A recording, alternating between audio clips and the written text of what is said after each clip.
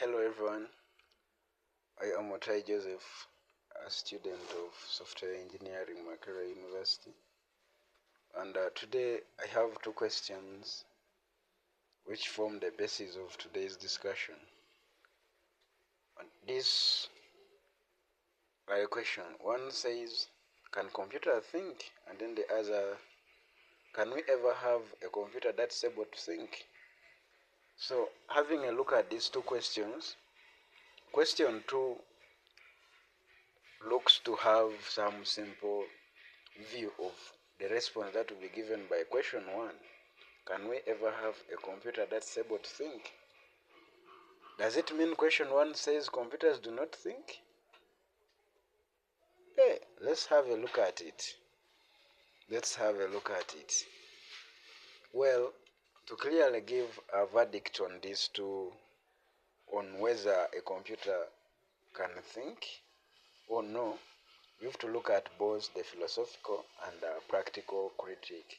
Practically, we shall use the gate analysis system as a point of discussion, and shall be able to look at the applications of artificial intelligence in gate analysis and be able to say there is no level of thinking, there is no level of understanding. It's like a simulation. There is nothing like understanding and all that. Well, so to begin with, it's better to say what thinking is. Let's define thinking. I derive some definitions from different debates, some arguments, specifically the Turing Test and Searle's argument, where thinking is defined to look like a human possession, a human possessed behavior. In Turing said the ability to produce behavior indistinguishable from human is what we call thinking. Therefore, in any idea produced, it should be not possible to distinguish it from what a human can produce. In Searle, he said it's more of genuine understanding and consciousness, not necessarily symbol manipulation. With all that said, it therefore brings us into a point we can now define thinking as a natural-like ability to produce human ideas in tasks that require reasoning.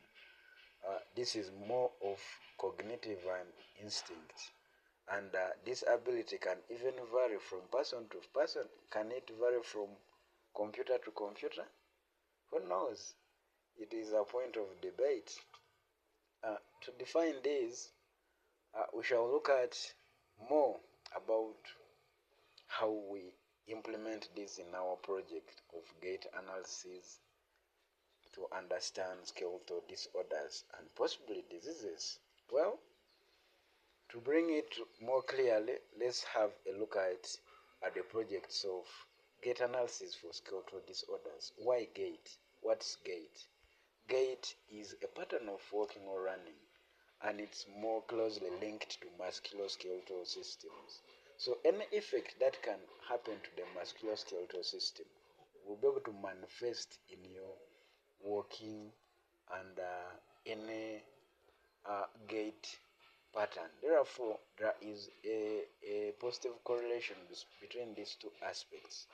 Any effect to musculoskeletal system signifies will therefore give a given pattern of motion.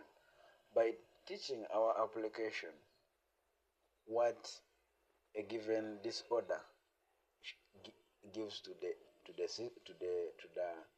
musculoskeletal system and which working pattern will be portrayed, to be able to learn all these different patterns and be able to generalize and group them accordingly. Other debates will include judging whether our system is a weak version of artificial intelligence or a strong version.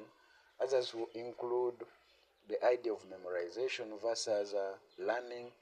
Then we shall also look at whether it's a kind of simulation or a level of understanding. And then basically the Chinese room argument will come into place. Now let's just look at whether our gate analysis system is a kind of weak artificial intelligence or strong artificial intelligence. Learning patterns from historical data sets and associating characteristics with corresponding disorders. This simulates an aspect of artificial intelligence, but does it mean it's cautious of what is happening? It lacks intuition at the same case. Therefore, we can able to conclude that data analysis system is more of a weak version of artificial intelligence. To dive deep in whether memorization and learning exist in this system, let us understand what memorization and learning is. According to Craig and Lockhart in 1972, they defined memorization as the encoding and storage of information without unnecessarily processing its meaning, which means it's more of understanding each data point and giving its level of understanding, unlike learning where generalization takes place. This generalization enables one a model to learn from data and be able to transfer that kind of knowledge into new situations or application. Therefore, with that said, we can say computers can learn gate patterns and improve with more and more training data. This therefore suggests some level of understanding.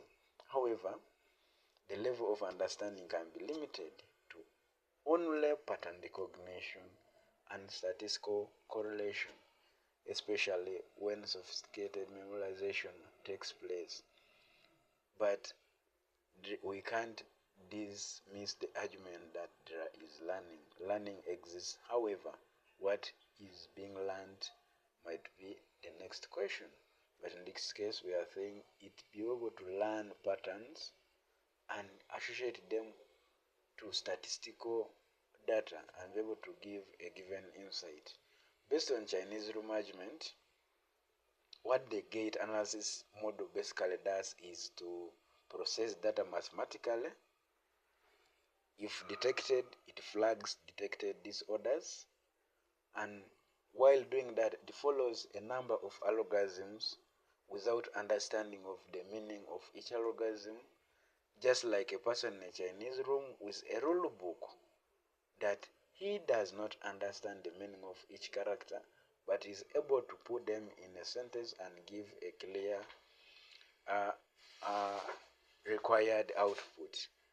And this therefore clarifies that computers do not think according to Searle's argument, and despite their ability to process information, they are basically symbol manipulators in this case.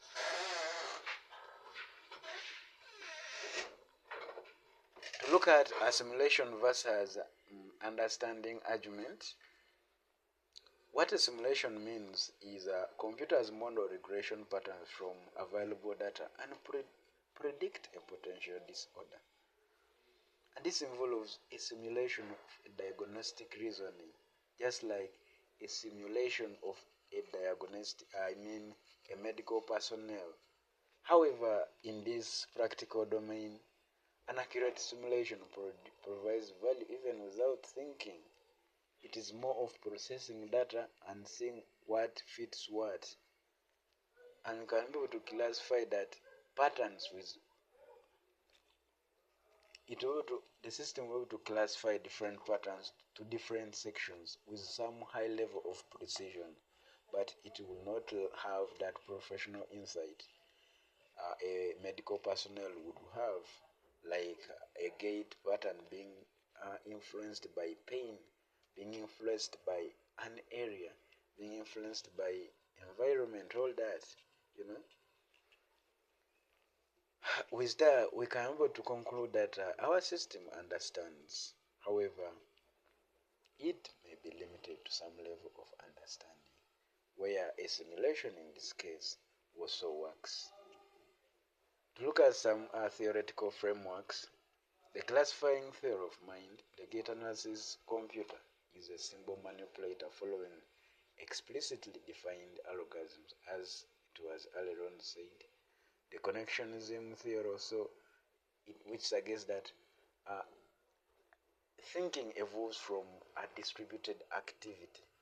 Therefore, it's after a collection of different insights that you can think about, not generally, not necessarily following explicitly defined rules in an algorithm, step by step. That breaks it out of the point of thinking. Within the mathematical mind, it says humans have mathematical insight exceeding mathematical calculations, and our computer lacks this intuitive understanding. The frame problem struggles. It it states that the system, in this case, our gate analysis system, will always struggle to put different the vast amount of data or information without changing everything. Unlike a human who can be able to take off some unnecessary amount of information, the model will always struggle to understand and generalize all the unnecessary information, which would be noise in this case in the available data. So what does that say about the future of artificial intelligence as far as thinking is concerned? Because, well, the existing simulations, what other people still think about it as thinking, a perfect simulation of rain has never in any case produced water. It has never gone wet, and the perfect simulation of thinking still won't bring consciousness. It therefore says there is no thinking. Even as AI advances towards super intelligence, as suggested by Bostrom, it will fundamentally try to differ from human thought in a way that AI may solve problems behind human comprehension, to be able to simulate reasoning perfectly, and to be able to remain, when it does all this, it exceeds some level of humanity. However, it is just a perfection of symbol manipulation. In this case, it will become a master of simple manipulation rather than achieving genuine thought.